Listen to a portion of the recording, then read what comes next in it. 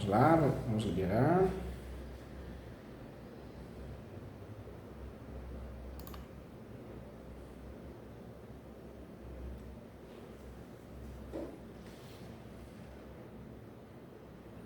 Vamos lá, pessoal, vamos conversar aqui sobre o julgamento do tema 1095 do STJ, tá? Esse acórdão foi publicado e eu tenho boas notícias aos compradores, notícias boas aqui. Finalmente foi publicado o acórdão que julgou o recurso repetitivo, né, cadastrado sobre o tema 1095 pelo Superior Tribunal de Justiça, o STJ. Esse recurso, gente, muito provavelmente foi o julgamento mais importante na seara do direito imobiliário nos últimos anos, em 2022. O acórdão trouxe à decisão grandes novidades muito interessantes aos compradores de imóveis com garantia pela nação fiduciária, questões inclusive que eram inesperadas. Quanto ao julgamento, de fato, desse caso, muitos operadores do direito se levantaram dizendo que a decisão favoreceu mais ao mercado imobiliário e essa decisão foi assertiva. Tem gente que questiona. Empresas do ramo imobiliário, de que os compradores, consumidores, contudo, que a decisão foi publicada, no meu ver, trouxe grandes benefícios importantes, sim, aos adquirentes desse julgado. Então, vamos lá, vamos conversar sobre esse julgado. O que diz o STJ em relação a esse tema? O STJ estava julgando, decidindo o tema 1095. Então vamos lá, vamos explicar direitinho para você entender. A Corte da Cidadania, no julgamento do recurso especial 1891.498, de origem de São Paulo, SP, um dos recursos representativos da controvérsia instaurada, buscava, pacificar e estender todo o território nacional a possibilidade ou não aplicação do artigo o 53 do Código de Defesa do Consumidor. Quando houve a rescisão do contrato de compra e venda de um imóvel que teve garantia pela nação fiduciária, basicamente esse era o ponto principal, não se tratava de aplicação ou não do Código de Defesa do Consumidor como um todo, mas apenas o artigo 53. E diferentemente do que muitos aí divulgaram, esse julgado foi importante porque ele tratou diretamente da alienação fiduciária. O que é essa tal alienação fiduciária? É uma garantia prevista na Lei 9.514, a Lei de 97, que estabelece um modo mais rápido e fácil de executar dívidas daquele imóvel que foi financiado sem ter que passar por um procedimento judicial.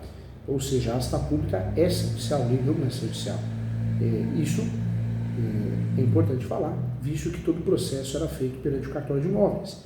E assim, caso a pessoa contratasse esse tipo de financiamento, que é a grande maioria, se deixasse de pagar essas prestações, o financiamento imobiliário, não haveria necessidade de o credor entrar na justiça para retomar a propriedade do imóvel, o que, de fato, leva a tempo, maiores custos, podendo, inclusive, adotar o meio extrajudicial de execução dessa garantia para o retorno da propriedade. Para que houvesse a instituição dessa garantia, a própria lei, a Lei 9.514 de 97, lá no artigo 23, esclarece que exigia o registro do contrato. No procedimento de execução extrajudicial dessa garantia, o eventual fato, podemos dizer que a devolução de valores pagos ao comprador, inadimplente, devedor, não se dava por meio de desconto ou do desconto de uma multa, mas apenas se houvesse um lance em leilão maior que o valor da variação.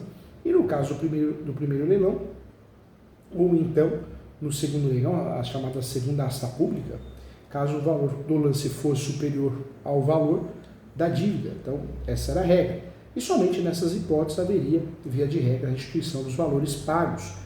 Algo bem diferente do que a maioria das pessoas estavam acostumadas, pensando que se descontasse de fato, algo em torno, descontará 10, 20, 30% dos valores pagos. E essa era a decisão.